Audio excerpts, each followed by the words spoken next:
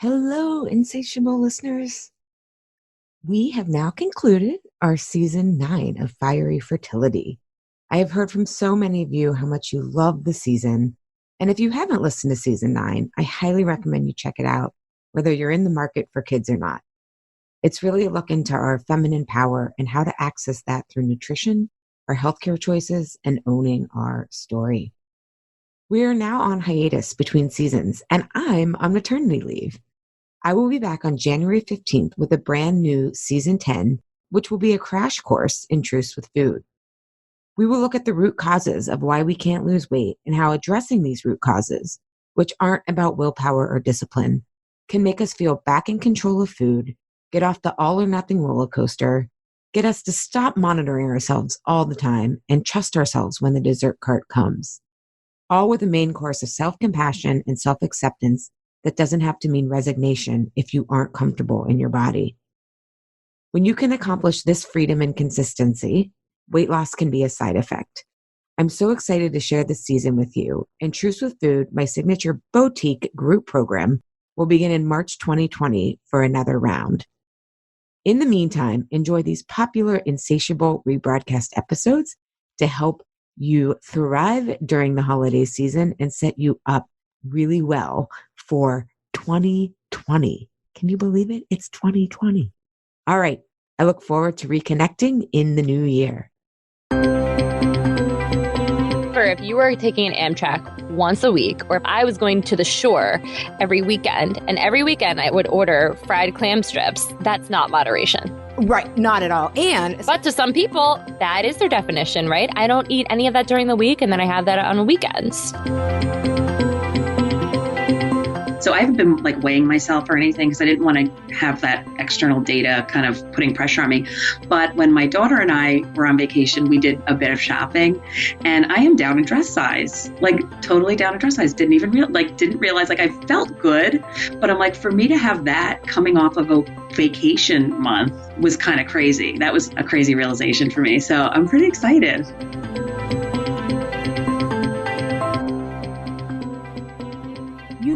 Battling food in your body doesn't work. You want to love and accept yourself. And because you're insatiable, you want results too. And wouldn't you know, you bring the same intensity to your life, wanting to maximize your time, potential, and experiences you have here on this beautiful and wondrous planet Earth. Fair warning, it will be a roller coaster, but for those insatiable, that's your prime time to thrive. We're here to say yes to the hunger of wanting it all. I'm your co-host, Ali Shapiro, a health coach who helps people end the losing battle of dieting and find a truce with food. And I'm Juliette Berg, nutritionist, fitness expert, and the co-owner of Unite Fitness Studio franchise. Hello, welcome to episode 31, How Eating in Moderation is Setting You Back, and we will also have Linda's Truce with Food update. A new study indicated that we all have our own definition of moderation, and moderating our food is actually holding us back. In this episode, learn the nutrient to look at that's more important than calories, learn what flavors to add into your diet so you are finally off the salty and sweet seesaw. And lastly, the unexpected thing to do to stop justifying just one more bite.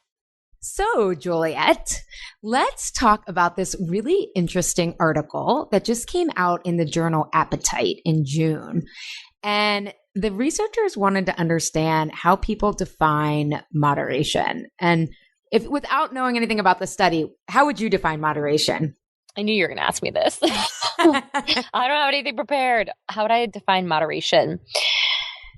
Well, it's different for me with different areas of my life. I'll take exercise, for example, because I've had to really practice moderation with that over the past year or so since I've been dealing with some chronic injury stuff.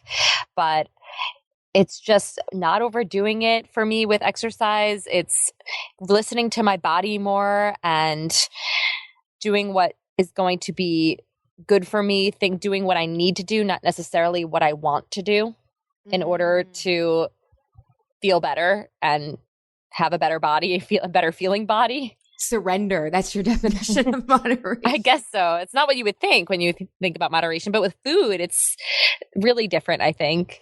I guess moderation with food would just be I guess this is not overdoing it, right? I don't really know what that means. So what does this article say? Because I don't even know.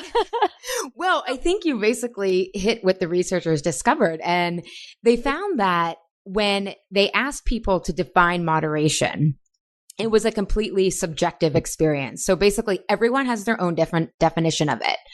And what's interesting is both thin and overweight people, right? Because there's sometimes this stigma that people who are overweight are they're, there's a moral failing or something, which isn't true, but that sometimes is the stigma. Both thin and overweight people really misjudged. They knew it was less than overeating, but often it was more than really a healthy definition of moderation. And the more that someone liked a food, like their favorite foods, like in my case, peanut M&Ms, we all have our thing, the more generous their idea of moderation was. Okay, so if you like peanut M&Ms, what is moderation for you with that food?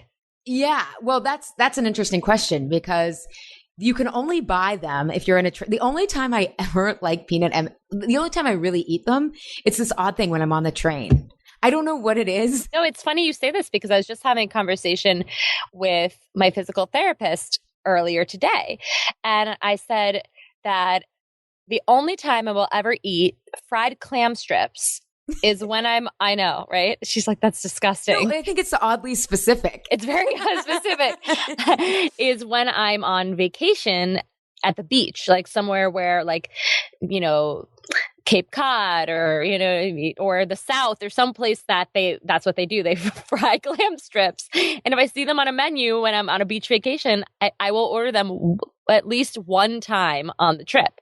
So for me, moderation with fried clam strips is like once, maybe twice a year. Yeah. And you're categorizing it based on how, like the frequency. And with me, with peanut M&Ms, when you buy them in a train station or, like on the go, you can usually, I've only been able to see them in the king size or they call them two size, like sharing size. Well, I don't share.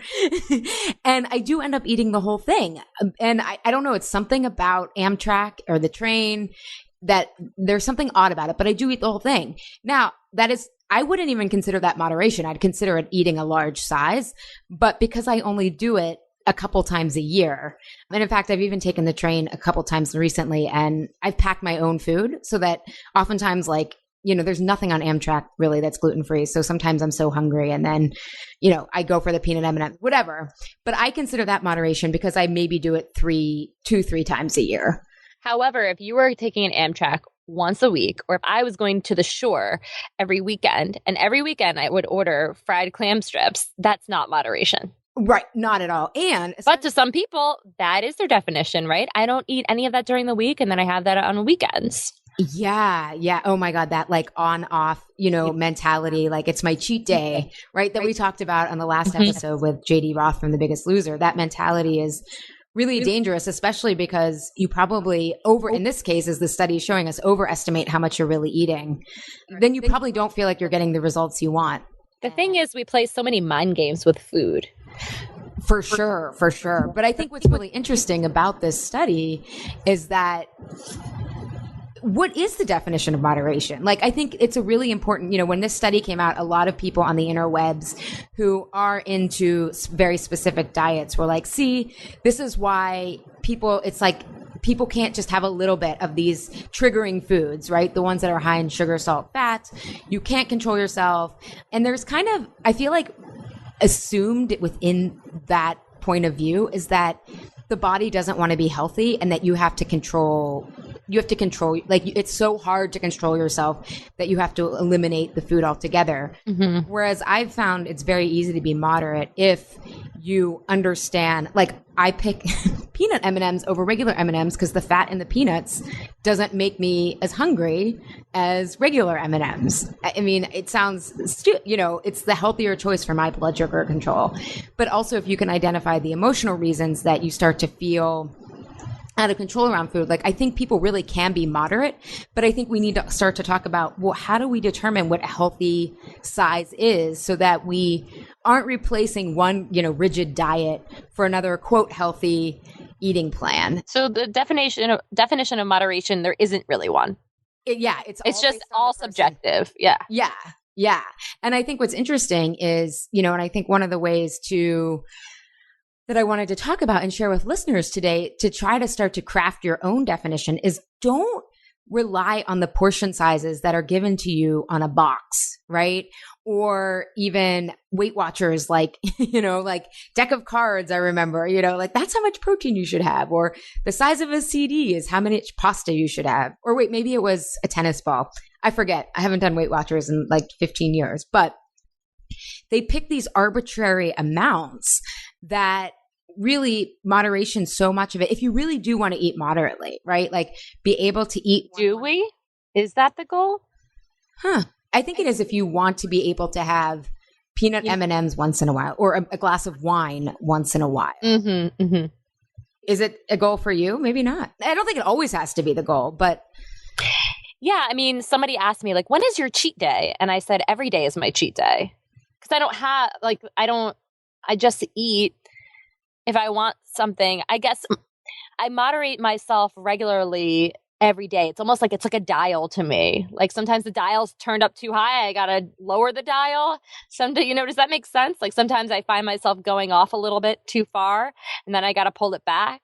And I just I'm always trying to find this sort of just like where the dial's in the middle, Yeah, but have you found even your dial in the middle like has changed? Like when I was really first getting out of dieting and all this stuff, like I had to be able to have like an afternoon snack and a sweet at night. And now my middle is really, my blood sugar has healed. I know exactly what works for me. I don't need afternoon snacks. And in the evening when I'm working on is like Carlos and I Carlos is pretty much still off sugar, but like I've cut back from having a night as like a little sweet at night to like a couple times a week. And so my middle now is like, I sleep better without it. I wake up more energized. I sleep deeper. And so I'm at this completely different place where like these tweaks to me are purely because of how much better I want to feel every morning, not just because I'm trying to get out of dieting hell. Yeah. And I think that's really the mentality that if you bring that mentality of feeling better and healthier versus looking better and skinnier, that makes all the difference. Yeah. No, you definitely have to make that shift, but it takes a while to make that shift. It's not like a light switch and you're like, oh, I'm just going to do this because I want to feel better, because you have to do a lot of, I think, experimenting and being consistent enough, right? I think consistency is so the key. And that's why I think moderation can be a really important tool in that. So I think it's important that people do have an understanding of what that is, but one that works for you. And again, what I don't like about a lot of the chitter chatter, is that a word? The chit chat in the interwebs after this study came out was like, oh no, this is why people have to basically be all or nothing. And I just I think that might work for some people, but if you've yo-yoed a lot, I don't think that's possible to do all or nothing if you really want to heal your relationship. I think we said something recently that it did hit home for me in a sense when working with clients, when we said something to the effect of like, what are the results you're getting, right? Have you lost weight? No. Okay. So what's not working? Have you lost weight? Great. What is working? Yeah. And I think that I had a friend recently who sent me a message and she's like, so I've been eating this healthy shit for a month and nothing's happened. It's like, all right, so something's not working, and you haven't lost weight. So let's look at it. But really her idea of moderation is very much like, it's very skewed. It's definitely overdoing it. So the weight loss isn't going to happen with, so that's not working. That's not the right kind of moderation. There's a way to, Yeah. So let's get listeners some foundational, I think the 3 foundations of maybe how to start to define moderation for them that works. And, I talked about don't look at the package to give you a serving size, right? Like, no, I'm not even talking just 100-calorie snack packs. Like I bought these gluten-free raw crackers the other day and they were like, I think it was 8 crackers were like a serving size. But what I always look at is the ratio of sugar to fat. I think that's a really quick guide for people. So if you think about grams, 4 grams of sugar, a visual of that is 1 packet. So I try to buy things with 0 sugar, but if I'm looking for something that's moderation, right? Like I'm thinking it's the summer right now. If people are thinking of, icy drinks or even ice cream or frozen yogurt, when I'm looking at the sugar content, that automatically shifts me often to the higher fat choice. So ice cream is actually better for me than frozen yogurt. Or like I said, like the peanut M&Ms are going to be more blood sugar balancing, which helps you not be as hungry. A lot of times with these foods that are hard to moderate, you're actually hungrier than when you started because of the sugar rush. And so really looking at the rate at how much sugar is in something will really help guide your portions. And then also then help you sometimes need to make up your own snack. For example, if like with those crackers, because they even though they had no sugar, they had a lot of carbohydrates in them.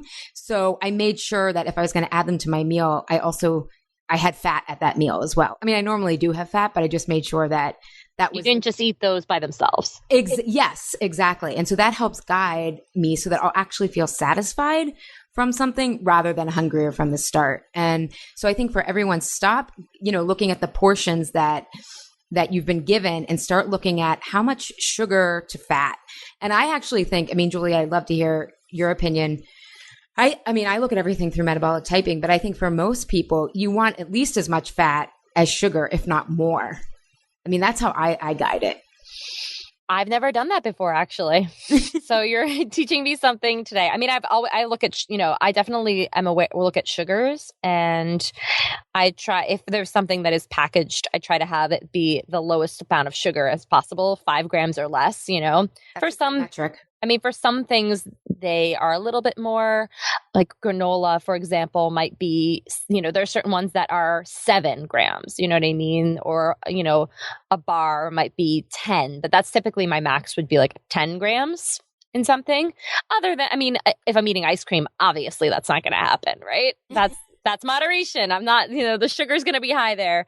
But I do make sure that there is fat in my diet, but I've never looked at it to like match the ratio sugar to fat. But it might be that the foods I'm picking are doing that anyways, because I always try to have a balance of protein, carb, and fat in pretty much everything I'm eating.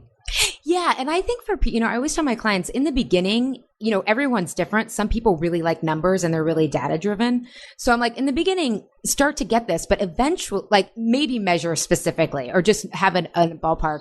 I don't do that anymore. Eventually you get intuitive and like, I'll just know, like I'm thinking with like guacamole in chips, the old me would have like loaded up on chips and like skimped on the guacamole, right? It's like, so much fat. The me this time is like, okay, I portion out a good portion of guacamole and then I pick, I get a couple of chips. Yeah. I don't want to feel stuffed for my meal. And I know that if I don't add more guacamole, I'm just going to be so hungry. Like it'll be like I ate nothing. So yeah, you definitely, I think, want to work up to it's much more intuitive. But for a lot of people, I think especially with sugar, people are shocked at how much sugar is in their ketchup, right? Like if you start looking at 4 grams as 1 packet, 1 tablespoon of ketchup is all sugar. Mm-hmm. Look at dressings, look at sodas, even look at juices like that are supposedly healthy. I think it's really that 4 grams equals 1 packet of sugar is such a helpful way. So what about for those of us who might be ketchup addicts, right? And it's like 1 packet of ketchup isn't going to do it, right? And that would be moderation, right? If we're like, all right, well, I love ketchup, so I'll just have 1 packet. It's only 4 grams of sugar. But like you were talking about, those triggering foods, like 1 is not enough. So then avoid it altogether. Well, that's an interesting question. I learned to really like mustard.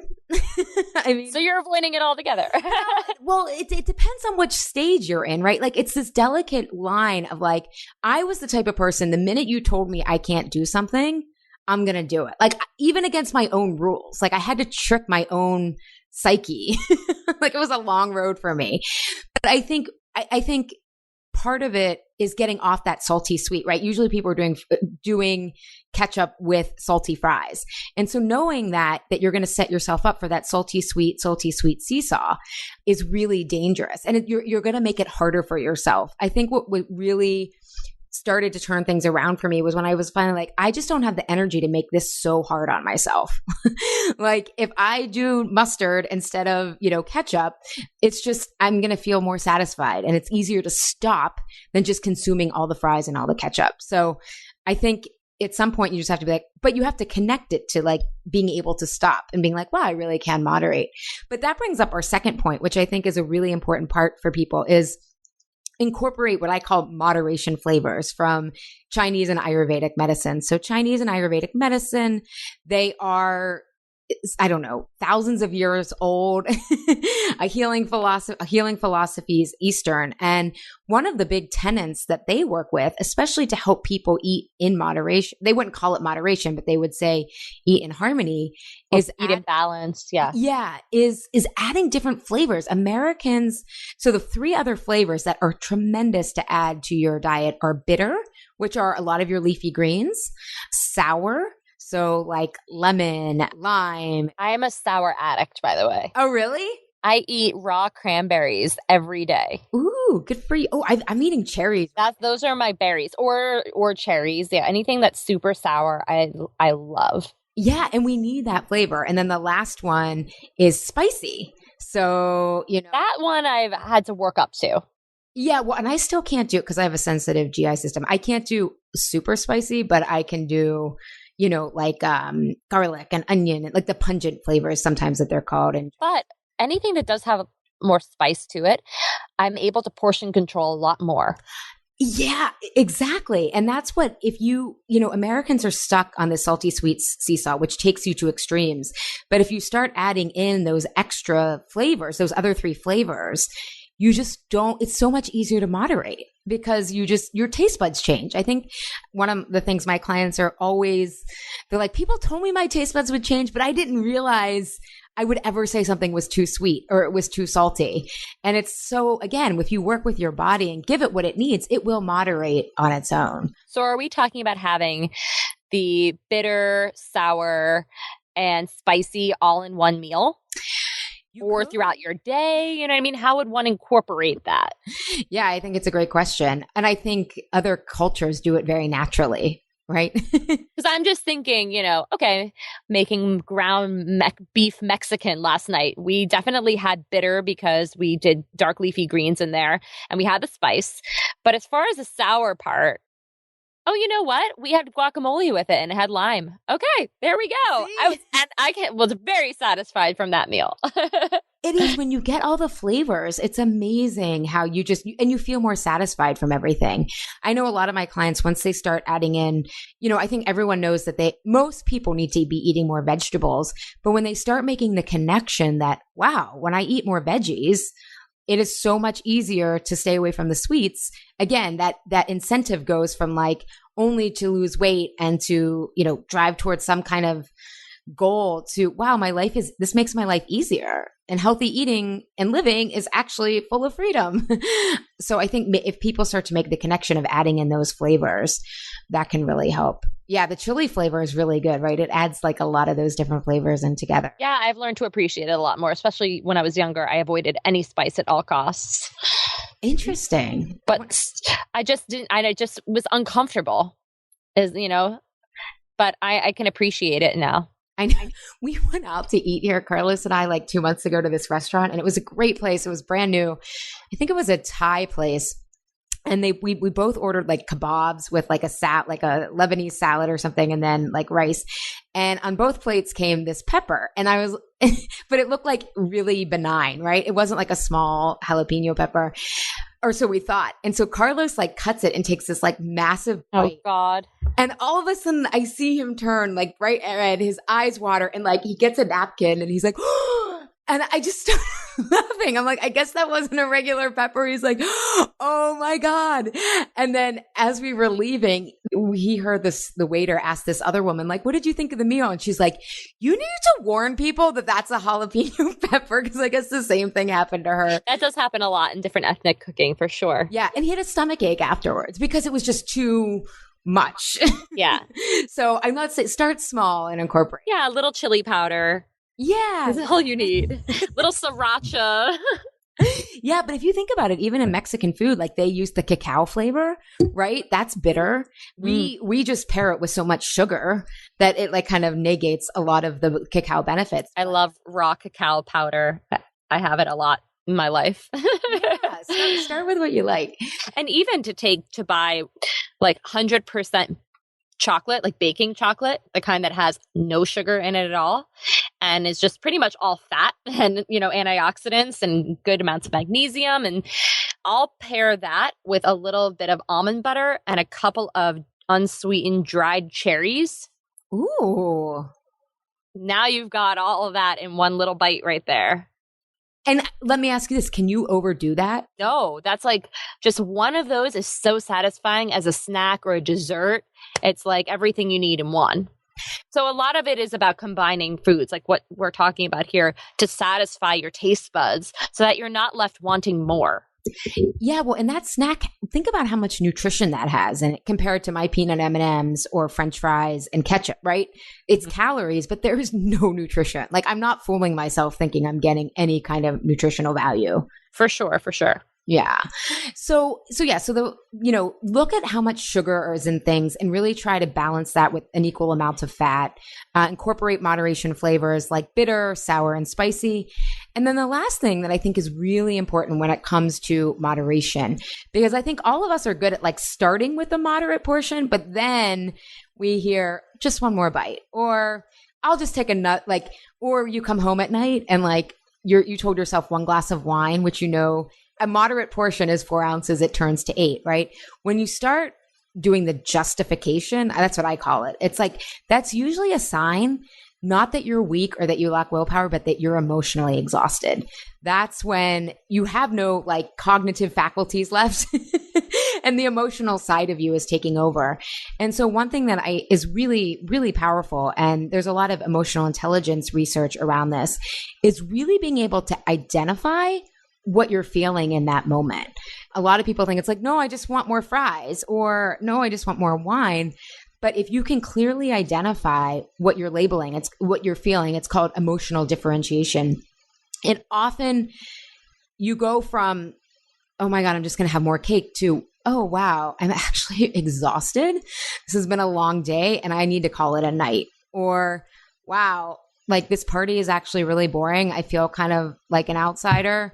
I don't need another glass of wine. I just need to say, been here long enough, I'm out, or make stimulating conversation. I find for a lot of really busy people, what happens is with the nighttime snacking, for example, which is just like, I'll have a little bit, but then it turns into a lot of it, is the mentality of, and they might not realize it, but I don't want my day to be over, because all of their day has been work and taking care of maybe their kids or their family members or whatever. And then they finally have this space at night. And it's like, oh, geez, I have an hour before I really should go to bed so I can do it all over again. So the eating becomes this, well, I don't want my day to be over. I want to, I want to pleasure myself more. I want to have a little bit more.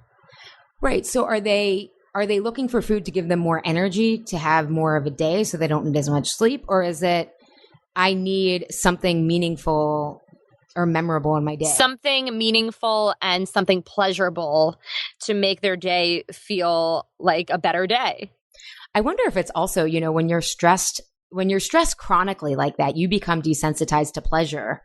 Smaller pleasures like coloring or talking with a friend. I think of all these like Little House on the Prairie pleasures. Like I love Laura Ingalls Wilder. Coloring's so good for you, though. Exactly, but if you're chronically stressed, you really become desensitized, and then those really potent sugar, salty, sweet, fat combinations are really the only things that register. Mm-hmm. Yeah, for sure. Yeah. I agree with you. That used to be the case with me too. When I was in the corporate world or when I was traveling, especially, if I'd travel internationally, like for work, I wouldn't know what time zone I was in. Like I had no friends because I had just moved to Philadelphia, but was like traveling the whole time. I totally get that. That can be really challenging. I think one of the things I talk about with my clients is like, if you imagine a battery, like a cell phone battery, everyone has this charge threshold. It's different thresholds for different people, but there's a different threshold where all of a sudden you don't want to make the quote unquote healthy choice. So, for some people, if their battery dips below 30%, and you can gauge this for yourself, it's like, oh, that's when the wine. This is all about visualization and imagery right here. Yeah. Or tuning in and getting clear. But like, I know when I'm at 30%, like the wine comes out no matter what, right? That's when the emotions are just running the show. Versus if I can make sure I don't get to that point, like even when you come home from work, rather than just going straight into the evening, right? These transition times are really challenging for people. Doing something to recharge yourself so that by the time 9 o'clock comes, the same exact thing has happened, but you don't feel the same way about the day. Like it feels like, oh, this hour can be done with something really like restorative rather than something stimulating. Because I think when our batteries get really low, we reach for stimulation rather than restoration. So by maintaining a certain, whatever level you need, everyone's different. I think that can make people feel like they're getting meaning out of their day. Yeah. And I mean, if some of this just sounds, intimidating or more work, for example, when you're saying, Allie, doing something restorative versus stimulating, I'm just going to give TV as that perfect example, right? Rather than just sitting in front of the TV with your snack and just completely zoning out and numbing out. What if you were to take a hot shower or a bath or paint your toenails? I don't know, right? But if that sounds like something that is almost like an arduous task, I think that's okay to feel that way. Like honor the fact that you feel like, oh God, that doesn't sound as much fun as my nightly routine of TV. But I just want to kind of dare everybody to try it and feel the difference. And move it up in your day. Do it right when you come home, when you still have more energy, right? Like most people like they just crash after dinner. Do the shower or cleanse the palate of the day earlier so that you don't dip so low that the food and the zoning out is all you have energy for. Yeah, no, definitely. Because if you can catch that before, I mean, I know one of my clients were working on even getting her a standing desk during the day because she's so insightful. She's like, I just feel stagnant, especially the more that she's gotten healthy with her food. Everybody should have a standing desk. Yeah. Because I think a lot of people, and I had shared with her that, oh my God, I had this huge aha. Like I always said, I was tired at the end of the day to work out. I wasn't tired. I was stagnant. I had sat all day, hadn't moved. But like once I realized it was stagnation, I was like, oh, the walk to the gym is actually going to wake me up. It's not going to exhaust me. And then once you work out, you have so much energy. Totally. But I kept telling myself I was tired. I wasn't tired. I was stagnant. And so I think people aren't looking to just zone out. I think they're looking to restore, but they have to have the proper energy and outlook to do that. And so it's a lot easier to then have, if you've taken a shower or taken a walk and then and then that helps make healthier meals, healthier portions. It's easier to then say, you know what, I'm going to have 4 ounces of wine tonight, just, and enjoy it rather than it being this symbolic substitute. And if you are a TV person, what you watch on TV plays a huge role in how you're feeling as well, right? If you're watching really trashy, and I'm going to use myself as an example, bad reality TV where they're all screaming at each other, pulling each other's hair out, and I'm trying to use this hour as a restorative hour. Are you fucking kidding me? Like, I have to sometimes have come to Jesus moments with myself, and Mackie he'll be like, how is this a useful, productive, use of your time? You're trying to decompress, you tell me, after you've had a long day being with people, and these people are screaming at each other, cat fighting, and it's so true, Oh my God. I would say the same goes for social media. I'll sometimes go on there and it's like, I've had to cut back because I realize this election cycle has made me so angry. In a way that I'm not doing anything about. I mean, yes, I vote and You're not a political activist? What? I'm part of moving back to Pittsburgh is so I can be more socially social justice activated, I guess. Because I realize just posting articles on Facebook is not productive. It's better to do something. Yeah, sure. Which I'm totally guilty of, which is why I'm trying to, find where I want to contribute. But I didn't realize how angry it was making me. And it was making me feel like the world was going backwards and what's happening. And it's whoa, most people at least in my circles, are actually very normal, very compassionate. It's, yes, there's major problems we cannot ignore, but I'd become so defensive and angry. And it's like, wait, I thought I was going on there to like unwind, right? To your point, like decompress. I'm going to unwind and I just end up wound up and totally drained and like flooding my engine of like, you know? Yeah. So definitely experiment with what actually does decompress you after a long day. Yeah. And another little tip, I don't know if this will help people, but in one program I ran, I told people to think of their days as like different seasons. So spring is like that 11 to 12 turn, you know, summer is like, wait a second, I back up. So spring is like the morning. Summer is like that 12 to 1 transition. The fall is like 5 to 6, or for some of my clients who have kids, it's when they're going to pick up their kids. And the fall is that time of like, 4 to 6 time frame, which is a lot of people's bewitching hour.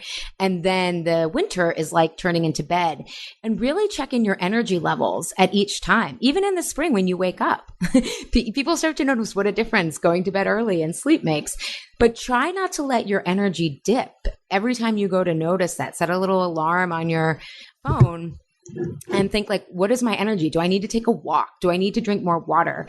So that when you do come home, especially when the overeating and the trouble being moderate is the most challenging, that you're walking through with that battery charge much closer to 50 or 60%, where you can say, all right, I'm going to do something healthy for myself. I'm going to take a bath. I'm going to do that. Or I'm going to decompress in a way that will actually get my battery up to 80 rather than take it down to 30. That can be really helpful. It's very preventative. And I think most people, even a great app that I know a lot of people like is Headspace, of just like, you can do that anywhere and just putting really short, very like personable, like applicable meditation. Yeah, and you can see how many other people in the world are like meditating at the same time as you. Cool. So I think that's those are some really great tips so that you are able to moderate, if that's your goal, to your point, Juliet. But it's a really important tool if you do want to get results, because I think results really require walking that middle path between not caring and caring, and figuring out a healthy middle ground, even though that will change as you get healthier. And results don't lie. Ooh. I mean, it's right. If you're not getting the results that you're looking for, then something isn't working. Yeah. And notice too, results, weight. I know for a lot of people, weight loss is the ultimate goal, but that might not happen every week, but there should be other results, like sleeping better. Yeah. Better poop, less cravings, less wanting to be bad. I mean, I think that's a huge shift for my clients when they're like, oh my God, I really do like healthy eating. I can't be one of those people that's like sarcastic about it anymore. And I'm like, yeah, it is good. So any more parting words before we get to Linda's Truths with Food update, Juliet? No, I think I learned a lot about moderation today myself. Now to practice. All right. Stay tuned for Linda's Truths with Food update. We did not have class this month. So how did she do with working the tools and being completely on her own? Stay tuned. Hello, everybody, and welcome to Linda's 4th Truths with Food update. Can you believe it's been 4 months, Linda? No, I can't. It's crazy. Actually, it feels longer too in some ways. Well, you covered a lot of ground. Exactly. So for people who are just tuning in, we have been following Linda, who joined Truths with Food back in March. And every month we've been doing an update about what she's discovering, to give you a sense of what it really takes to call it Truths with Food, but also what is coaching and how do you figure out what works for you, and Linda's own insights and discoveries. So last time we checked in, the program had officially ended in terms of content and skills and tools. And Linda, you were doing really well, but then you had this upcoming June was tons of travel. So it was like, is this going to stay together on the road? Right. Yeah. So what did you do to prepare? Because one thing that struck me, I always find it interesting how I interpret things and then my clients, what they say. And you said one of the things you had done to prepare was that you had visualized. Mm-hmm. And I was like, oh, that's so interesting, because I wouldn't have used that word. But what did you do heading into your trip in terms of visualization? Did it work? Did it not? Yeah. Let us know what happened. That's great. Well, it totally worked. I had kind of like 3 different parts to my vacation, because one was like a little mini trip with my son. And then another one was bringing him to visit some family. And then another one was a little mini trip with my daughter. So I had like these 3 different trips that had different dynamics in each one. But first of all, I visualized a couple of things. One was the kind of emotional component that goes along with the family visit that I was having. And those were some of the things that I was leading into, I think, during the group was, some major changes going on with my family. My mom's trying to sell her house, and the house is in New York where we were going to visit. So prior to the trip, I wanted to get kind of my mental state kind of prepared for the trip. So I visualized what I wanted it to be like. Like, how did I want the relationship with the family I was visiting to be? How did I want it to go with my mom?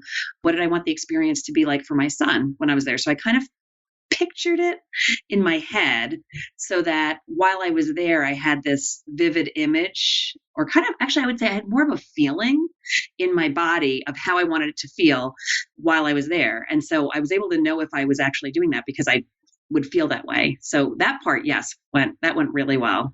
I actually had a great visit. My son enjoyed himself. I felt really connected to my family. So that part worked for sure. Yeah, what I loved is that you're, in Truth with Food, we talk about going from this good girl or good guy mindset of like basically internalizing this group goal that you don't even know you're trying to achieve, which for some people is keeping the peace. Other people, it's just like making sure everyone else is happy, or, to stepping into this, what we call the boss mindset of, wait a second, this is my trip. And it doesn't mean that, forget everybody else's goals, but like, what do I want to have happen? Right. Now, if I'm listening to this, I'm thinking, well, oh, that's great. Just because you want something to happen doesn't mean it's going to happen. Right. So what did you do so that this time would be different? Well, I think the first thing, and it's interesting because this is how having my mental state prepared is kind of intertwined with having my food, my I guess physical state entwined, was I prepared in my mind what I would be eating and what my goals for my intake would be. So particularly for the family trip, my brother owns a restaurant, and the food's not like super healthy, but it's like awesomely delicious, greasy food, fried bakery, all that stuff.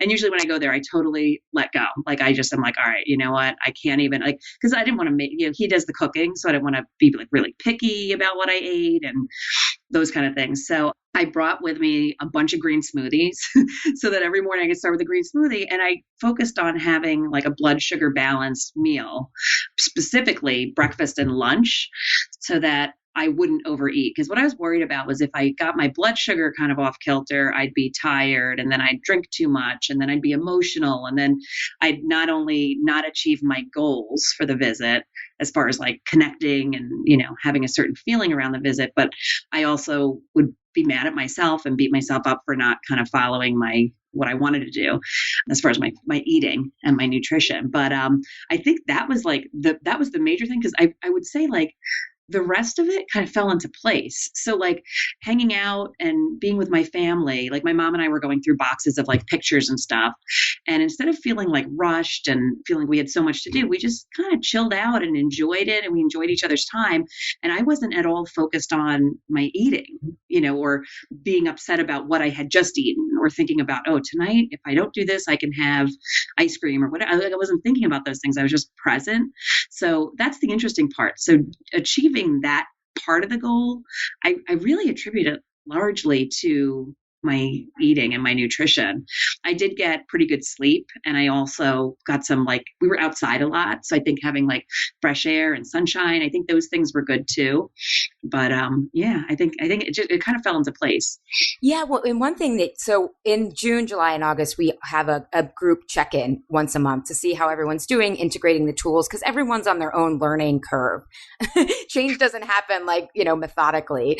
But one of the things that you said was you realized too that probably a lot of times in the past where you thought you just loved to eat or you didn't have control of your food, it was just that your blood sugar was imbalanced. Yeah, totally. And I think the thing that I had noticed, I think I was realizing this when we spoke last time, like right before my break, was every time I'm kind of sitting down to a meal, I'm making a decision of, do I want to keep a balanced blood sugar or not? And the way I kind of make sure I'm doing that is to think about, it gets hard. I'm making it harder for myself. So like for lunch, I have like a sandwich and French fries.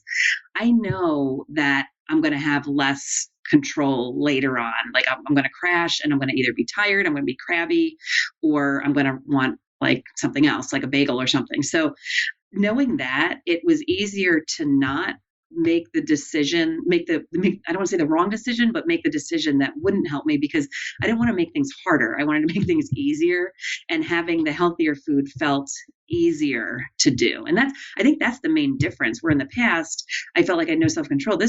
I felt completely in control. Like I had a lot of power.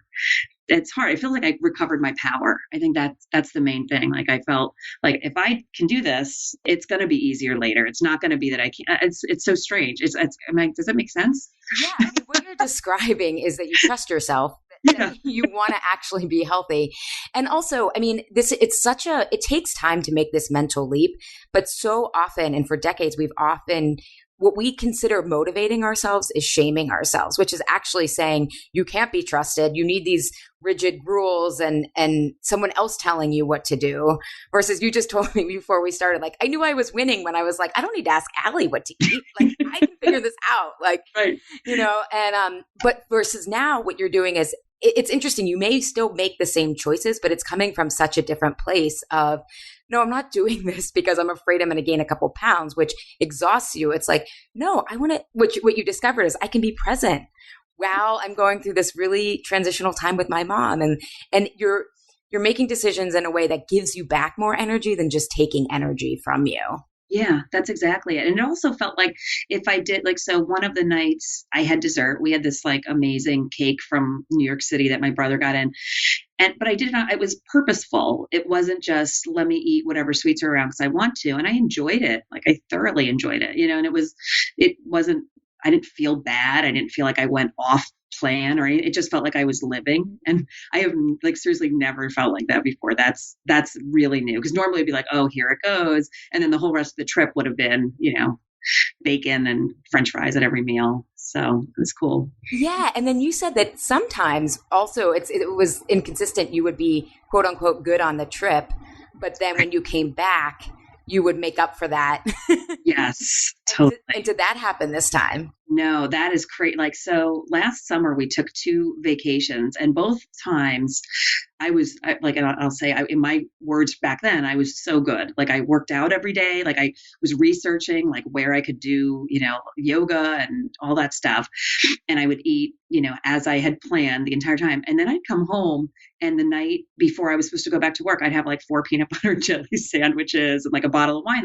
And it was crazy because I'm like, why would I undo all that? And I felt like I couldn't not do it. And then the next day I was exhausted. Like I felt sick. So this time it totally didn't happen. In fact, this is kind of interesting. While I was still away, I was so excited to get home and cook again that I like researched, what I was going to make, what green smoothies I'd have. And I like placed my grocery order with Fresh Direct, like while I was still away, where normally I'm kind of like exhausted when I get back, probably from all the peanut butter and jellies and stuff that I have, that I end up not cooking for a week or two. Like we'll do a lot of takeout or really quick and easy. But I was like, I can't wait to get my normal healthy foods back. So that's very different. Very different. Yeah. And what I love is you're describing this like upward spiral of trust, and it builds on itself. So it's actually healthy eating becomes easier because you want to do it more and more and more. And in this episode that this is attached to, we were talking about moderation, and Juliet and I were talking about how moderation really changes where you are in your journey. So, like right now, moderate to me is having like one sweet a couple times a week, versus when I first started out, moderation was like, okay, just sweets at lunch and dinner. Right? But what you're showing is how that trust comes back and back and back. And it gets to this place where you continually surprise yourself like, oh, and it's like, oh, wait, I want to already start getting back to eating healthy because it feels good. And also, I think so much of what you described too, your trips were so emotionally nourishing. Yeah, they were. They really were. Yeah. Great. One thing that I want to circle back to, because you talked about how you planned you brought green smoothies with you, which I'm so impressed because I don't do that. But when you said plan, do you mean planning like you used to plan in terms, like you weren't going to find yoga classes. You weren't like, what am I going to eat? Tell people what you mean by what an intuitive sense of planning looks like now. So, yeah. So the main goal was kind of like taking my framework for a blood sugar balance meal. So generally, like for me, a breakfast, and it wasn't like planning like, Weight Watchers points or calorie type planning. It was more like, what does my normal meal look like? So a breakfast would be usually a green smoothie, a healthy fat, and protein, like eggs or whatever. And I'm like, all right. Oh, and I forgot, my mom went and picked up avocado for me because she knew my brother would have avocado and she knows I eat a ton of avocado.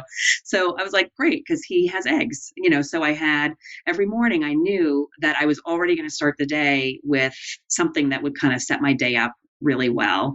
And then lunches, what I would do is just try to avoid having like a sandwich or a white bread kind of thing. So it would be some sort of vegetable and some kind of meat. I think one day he had, it was like grilled chicken. And I was like, okay, this is perfect. So it was really easy to just find it was more like putting together like a little puzzle of just some pieces that I knew I would need to have, so I think one day at lunch I had some nuts, but it was really just kind of balancing all of those components. So it was more making sure, I think usually the healthy fat for me is the hardest one to make sure I can get if I'm someplace that's not very healthy. So I also threw like a couple of Kind bars in just in case, just to make sure that. So it was less about, I think usually my planning would be involving how much can I eat, or how much can I have at each meal, or what should I be watching? This was more, let me just make sure I have the right things to kind of fill in the blanks from what I can't get at his restaurant or wherever we were. Yeah, I love that because I think it's so important for people listening. If you don't understand how to balance your blood sugar, I don't understand how you can make any progress because you just end up thinking that you love food, you love bad carbs, and you're all over the place. And I loved what you described earlier is, so many people want to separate the physical from the emotional, right? Like, all right, part of it is what I eat and part of it's the emotions. But the reality is they are so nuanced and intertwined that the easiest way I think, describe the connection is if you don't have your blood sugar balance, you will not have any sort of emotional resilience. You won't have any sense of groundedness to even take on the day. Yeah. That's like a non-negotiable. You have to have that physical resilience. Otherwise, I don't know if you white knuckle it or what not. Yeah, I don't know, but it's cool. And it really made things simple. Oh, and I have to share this because I forgot to share this on the call the other day. So I haven't been like weighing myself or anything because I didn't want to have that external data kind of putting pressure on me. But when my daughter and I were on vacation, we did a bit of shopping and I am down in dress size, like totally down in dress size. Didn't realize like I felt good, but I'm like, for me to have that coming off of a vacation month was kind of crazy. That was a crazy realization for me. So I'm pretty excited. Oh my God. Well, I always say weight loss as a side effect or getting, right. Weight goals are a side effect. That's so great. Congratulations. Thank you. Yeah. Was it, and did it require the grit and brute of force that you used to do with that? No, not at all. Like, that's the thing. Like this month, like, especially I was just kind of living and kind of being, so it's cool. And I think there were times that like along the way, like, I think it was shortly after our last month's connection, I was starting to be like, all right, I've been really doing this, but like, when am I going to start losing weight? And then I like was going to weigh myself because I was like, I feel like I've been really on, but I can't tell. And then I was like, I could, but I'm like, I don't want it to discourage me because I don't want to think about it like that because I know I'm making progress. Like I think that's the hard part. Like intuitively, I know that the weight's going to come off. Like it will, but it just involves kind of continuing with this. And it, like you always say, it's not linear, right? So for me, it does keep happening. So like when I got back from vacation, I kind of was like, all right, now I'm done with the month. And it was all those things I was like thinking about and planning for. I'm like, what am I going to do like this next month? So that's where I'm kind of like figuring out how do I kind of restore myself again. And I think, as I move forward, it's just going to get easier. And I think those other kind of side goals are going to kind of work themselves out. So. Yeah, I know. I remember when I lost weight without like the traditional trying. I'm like, wait, the easier my life gets, this happens on its own. Crazy. Like, yeah. why didn't someone tell me that 18 years ago? Like, and then it's, a lot of times when I'm coaching people or whatever, they're like, oh, that just makes so much sense. And it's like, we have lost all common sense, I think, in the dieting conversation. And yet people wonder why 95% of people fail. It's like, because it's not based on any kind of common sense. Like, because I think people think it'll be easier once they lose the weight, but if you aren't balancing your body, if your body hasn't healed. And I think what's so amazing is, what you've also now internalized, I don't have to tell you, no one else has to, like, you lost a dress size while still working on how much you drink, on eating pizza, on eating, like, oh my God, if I use those opportunities as research or just don't feel guilty about them, I don't have to be perfect to get results. Right. It's so true. It's so true. But you have to live it to believe it. I kind of think you can't. Yeah. I feel like if you had told me this, before, like, this is how you're going to feel in July, I think I would have been like, that's so, like, I can't even believe it. So yeah, you do have to kind of live through it. And I think the blood sugar thing is the main thing, and kind of organizing that is really the key. It's life-changing. Yeah. So everyone figure it out. Or you can take my Curb Your Afternoon Cravings program, which helps you figure it out. Okay, so here's what I find fascinating is we're month 4, and most people, I never was able to stay on a diet more than, like, I think 2 months max. Especially what I find interesting is, like, the old metrics of, like, weighing myself, we think, again, that's motivating us. But instead, you've been focusing on just internalizing this new way of being and, like, a real change and feeling different. And what I think is interesting is, rather than kind of starting back at zero of, like, okay, now I got, here's the cool thing is, like, rather than coming back from vacation and doing what you used to have done, which would have been like, oh my God, I got to make up for the entire vacation. And now you're scaling new heights. So what are you going to look at? What is your goal for the next month, next time we check in? Yeah. So one of the suggestions, I guess, you had when we were kind of like ending the content portion, or I don't know when this came about, but it was kind of, do you want to, try eliminating dairy or gluten just to see if that, changes your body in any way. And I had already done the I had eliminated a lot of the dairy kind of throughout the program. And when I did Curb Your Afternoon Cravings, I realized I was really bloated, and I never realized that before. So that was cool. Most people don't. They think your stomach's just bigger. That's what I thought. I was like, it's from having 2 kids. Like, that's it. And I was like, oh my God, it's not really that way. But so when I came back, I was like, all right, now I'm ready to, because I think you even said, like, maybe you don't try these while you're doing your vacation thing, be nice to yourself. So I was thinking, I'm like, what for me would really be not a test of, like, my willpower, but kind of a test to see if I can actually feel better than I feel now. And I realized that I'm going to try eliminating alcohol for a period of time. I don't know. I'm going to set, like, a little time it's going to be. And I think when you and I talked, I liked the idea you had, which was to kind of approach it more from a restore my body, a restoration standpoint. So, sleeping, but actually I didn't have any alcohol last night too. So I slept really good and I feel refreshed. I actually feel thinner today, I think, just because I probably don't have, a couple of glasses of wine in me. So that is what's going to happen in the months to come. And other than that, I'm really just focusing on continuing what I've been doing. And I've also kind of started to get back into working out. That's been hard for me because I was working out like 6-7 days a week before I crashed, and then just stopped working out altogether. So I've been doing like a yoga once a week. And then me and my husband, I forgot, because we do like little extra stuff. Like he'll go running and run 10 miles and I'll bike with next to him, so I kind of forget that I'm able to do those things where, I have the energy to do it. I feel good. So, so the main goals are kind of like reintroducing some workouts that feel good, like approaching it from what would make me feel good today, rather than, I have to work out because I ate too much, or I need to, work out for whatever reasons, but what would feel good. And then trying to, see how my body feels without the alcohol in it. Yeah. And how did you come to, because in the 3rd month of Truce with Food, just for people who are listening, you basically cleaned up your diet a lot, meaning you figured out what works for you at that point. But the 3rd month, I tell people, if you're still having any kind of symptoms, maybe consider the 21-day elimination diet of one thing, not gluten, soy, dairy, all of it, because that can be overwhelming for people. But so you had started that. How did you arrive at alcohol? Because that wasn't necessarily that was your choice. Well, what I realized was I felt like everything else I was doing was really working for me.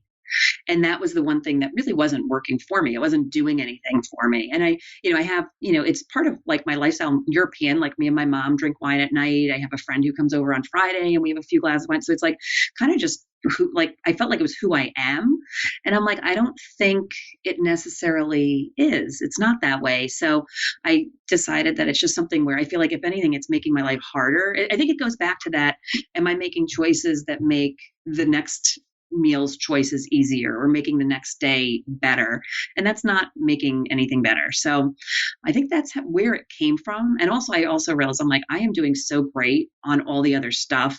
So I'm kind of curious what would happen. Like, how is that going to physically affect me if I drop it, altogether? So yeah. And did you come up with like a certain amount of days, or how are you doing that? I'm just curious of like how you set goals. Right.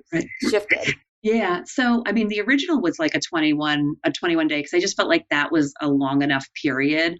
And what I didn't want to do was kind of have it and then have things come up and be like, oh, well, I have a happy hour on the 18th. I can't not, so I was like, I wanted to have it long enough that I would go and do things that I would normally do and, see how that felt. I just want to kind of like experience what it would feel like to not, make decisions like, oh, I'm going to happy hour. I'm going to have wine tonight, or should I have a margarita? Like just going and talking to people and seeing how it works. So I wanted it to be long enough that I'm going to have a variety of situations that I'm going to work through. So, yeah. Well, I can't wait to hear how it goes. This may bomb, but we'll see. But it's all research. I mean, I think that's the great thing is after 4 months of sometime, like everyone in the group has successes and then quote, I'm using your word bombs, but or messes up or whatever. But again, I think you have the felt experience, especially learning that you dropped a dress size that like, whatever, like it's going to happen. But the learning is actually the better metric, not the scale for long-term success. Right? Yeah. And I think actually something that I probably really need to mention too is when we talked on Tuesday with the group, and I brought this up, and it was so funny because as I was bringing it up, I'm like, why is this such a big deal? Like, why don't I just do it? I realized that in the past, I'd be scared to make, like if something was working, so in this case, pretty much the nutrition is working. I mean, obviously I dropped a dress size and I feel good and I can go out to lunch and it doesn't become a huge, off my diet kind of thing.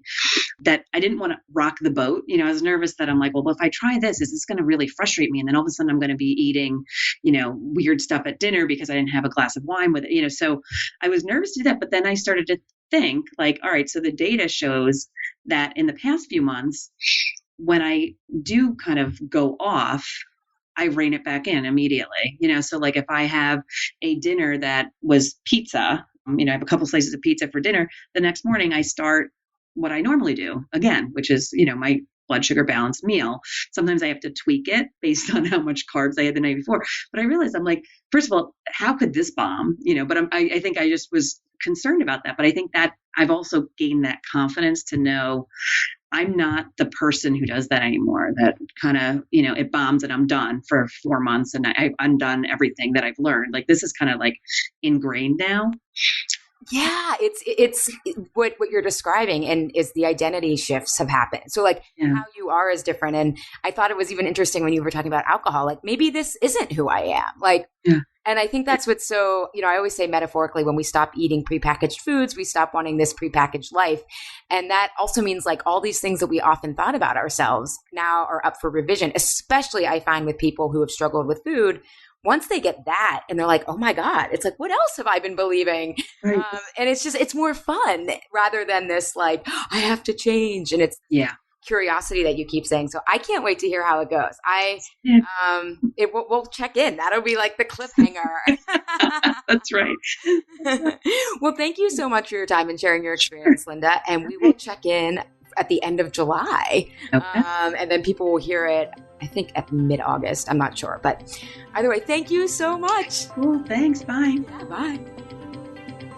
Thank you so much for listening to the Insatiable podcast. We hope you enjoyed today's episode. You can connect with us on social media. Follow me on Twitter and Instagram at Juliet Unite and Allie at Allie M. Shapiro. M stands for Marie. Please feel free to also email us any questions. We would love to hear from all our listeners. You can reach us at Allie at alishapiro.com and Juliet at unitefitness.com. We'll see you next time.